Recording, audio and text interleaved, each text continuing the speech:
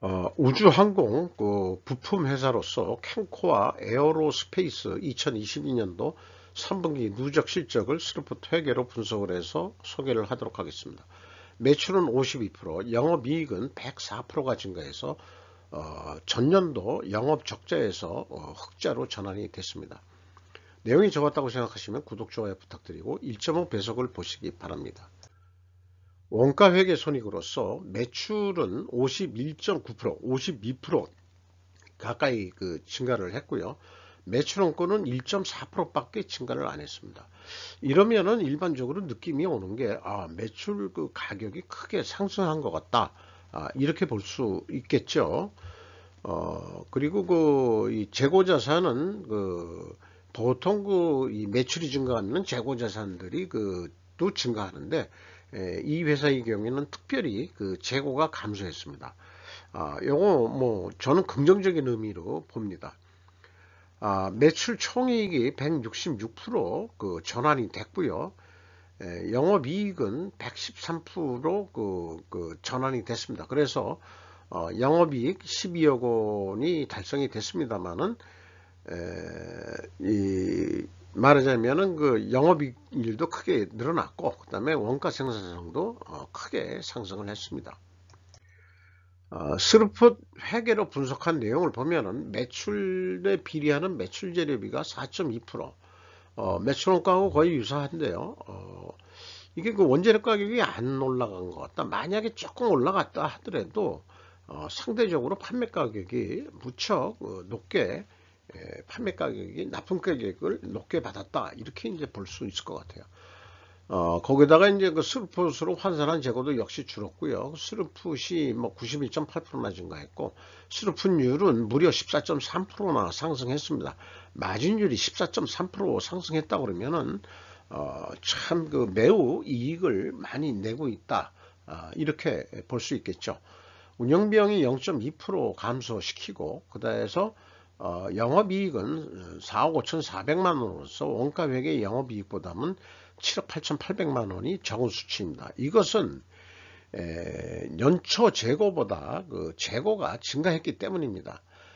여기 위에 있는 재고는 전년 동기 대비 줄었습니다만은 여기에서의 이 갭은 연초 재고에서 재고가 증가하기 때문에 이런 차이가 있었겠어요.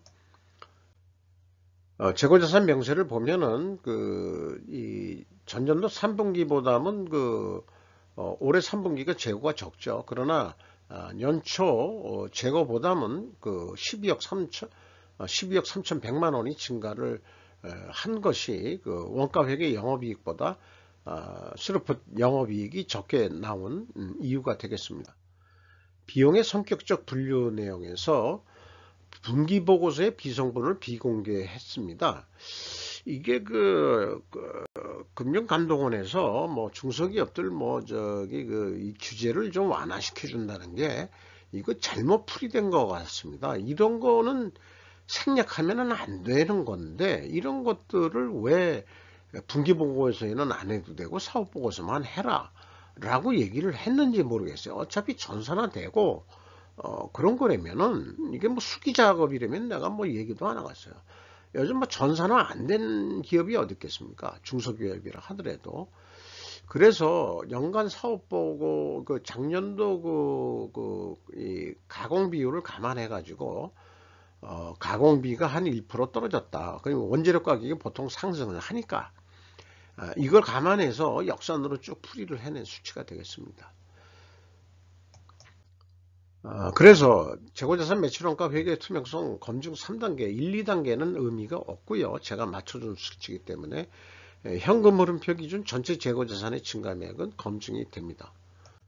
운영비용도 비성분을 제시를 안 했기 때문에 작년도 인건비를 보면은 2020년도보다는 50.8%나 크게 증가했고요. 직원 수도 79명 증원이 됐고, 대신 이제 평균 임금이 매우 짜네요. 그 다음에 이제 요거는 잘못됐습니다. 요거 3분기 거 환산한 거를 또 제가 또 깜빡하고 요걸 하는데, 이 연봉 3,400이면은 이건 너무 좀 짠 거 아닌가 이렇게 생각이 들어가네요. 경영평가지표로서 그 재고 회전율이 그 상승을 했고요. 스루프율 또한 크게 상승을 했습니다. 이렇게 동일 방향이면은 재고자산 매출원가 투명회계 가정을 하는데 투명회계 가정도 입증을 해야 되는데 원자력 가격 하락과 판매 가격 상승해야 된다. 그런데 그 원자력 가격이 뭐 상승했을 것 같긴 하지만 그 하락했다는 거를 어떻게 표현하냐 그러면은 이 판매 가격이 크게 그 상승을 했는데 상대적으로 원자력 가격이 크게 상승은 안 했다면은 상대적 하락이라고도 표현할 수 있겠죠. 그래서 뭐 입증이 불가능한 건 아닐 것 같다 이렇게 되는데, 그러나 확인할 수 있는 판매 가격인데 확인할 수 있는 것은 변동이 없는 거로 되어 있습니다. 판매 가격은 그냥 변동이 없는 거로 되어 있습니다. 문제는 레버리지율이 그 계속 50%가 경영권 방어선인데 자꾸 그 이 턱걸이 하는 선 정도로 그 이자 부채 레버리지율이 그 부채가 늘어나고 있다는 게 문제가 되겠어요. 이게 좀 불안 요소로 보입니다. 3분기까지 실적을 근거로 해서 연간 원가 회계 관념으로 그 예측을 해보면은 421억 원 정도 할 것이다. 그때 이제 예상하는 건 15억 원 정도 이익이 나는데 재고가 19% 증가한다 그러면 29억 원 증가하는 것으로 이렇게 되어 있는 게 원가 회계의 맹점이라고 할 수 있겠습니다. 거꾸로 그래서 그 이렇게 이익이 많이 나니 더 이상 더 노력을 안 하게 되거든요. 또한 인플레도 조장한다고 저는 그렇게 그 생각을 합니다. 그 노력은 안 하고 가격만 올린다. 식료품 같은 거를 따진다면 또 비유가 좀 또 근데 거꾸로 19%만큼 재고가 준다 그러면 영업 적자가 돼버립니다. 2,100만 원. 이게 원가 회계는 재고가 감소해 버리면은 영업 이익이 또 감소를 해버리는 그런 모순된 그 매출원가 산식을 가지고 있기 때문에 이거를 우리는 진리인 줄 알고 아직까지 살고 있어요. 이거를 깨우쳐야 되는데, 그래서 저는 끊임없이 그거를 거의 그 똑같은 내용을 계속 그 회사를 바꿔가면서 홍보를 하고 있는 겁니다. 뭐 사명감까지 아니겠지만은 어쨌든 왼쪽은 그 원가회계 문제점이고 오른쪽은 대안을 제시하는 겁니다. 비판만 하지는 않습니다. 대안까지 제시를 합니다.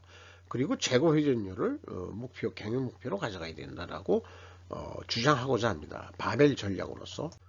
그래서 슬프 관점으로 본다면은 이게 그 있는 데이터가 그대로 하더라도 이 400억 분이 나오질 않아요. 또 부풀릴 수는 없습니다. 이 예측하는 거를. 그러면은 그 남는 게 그 뭐 400만 원 남는다 그러면 이게 뭐 사업하는 것도 아니잖아요. 400억 매출하고도 그러면 어떻게 하면은 좀 매출 이익을 좀 영업이익을 낼 수 있겠냐. 그러니까 재고 회전율을 5회전 9.8% 증분을 시키서 성공한다 그러면은, 자, 그러니까 원가 회계가 이 430억이었잖아요. 이거를 그냥 어떤 부품 납품 단가라고 보면은 43,000원짜리 4만원에 줄게. 그 대신 3,000원 싸게 했으니까 물량 좀 더 두고 이래 가지고 47,860원에 판매하는 효과를 낼 수 있다. 그러면은 5,371원이 남는다. 이런 얘기가 됐습니다. 근데 매출액은 그대로인데 재고만 그 9.8% 줄인다면은 무슨 효과가 있느냐? 이런 질문이 있을 수 있어가지고 그거 슬로포트에는 관점이 없습니다. 이미 이 4만 원의 매출이 확정이 됐다 그러면은 그거에 해당하는 매출 재료비는 이미 확정된 거기 때문에 재고가 줄고 무관합니다. 다만 매출이 더 됐을 때는 매출 재료비가 더 늘어나게 돼 있죠. 매출이 감소한다 그러면은 그때는 뭐 또 매출 재료비도 감소한 것으로 매출을 감소한다 그러면 그 재고 자산도 사실은 줄여주는 게 자금 부담이 안 되고 좋은 그런 내용이 됩니다. 주가는 그 200원 떨어져 가지고 12,900원인데요. 그 장부 가격 대비 상당히 그래도 높은 가격으로 대우를 받고 있습니다. 575%. 그 최대 주주가 리 케네스 민규라고 되어 있네요. 한국 그 인으로서 그 외국 국적을 가지고 미국 국적 정도 가지고 있는 것 같습니다. 28.97%. 외국인이 29.24%를 더 가지고 있습니다. 아마 이 미국 그 항공회사나 뭐 이런 쪽에 그 부품을 계약을 해가지고 납품하는 그런 거로 되어 있는데, 이익을 낸 건 좋은데 내년에는 봉급을 좀 임금을 많이 올려줘야 되지 않겠냐, 그렇게 이익을. 근데 아직까지도 그 영업 손실 그 자본 결손금이 계속 있는 상태라서 어쩔지는 모르겠네요.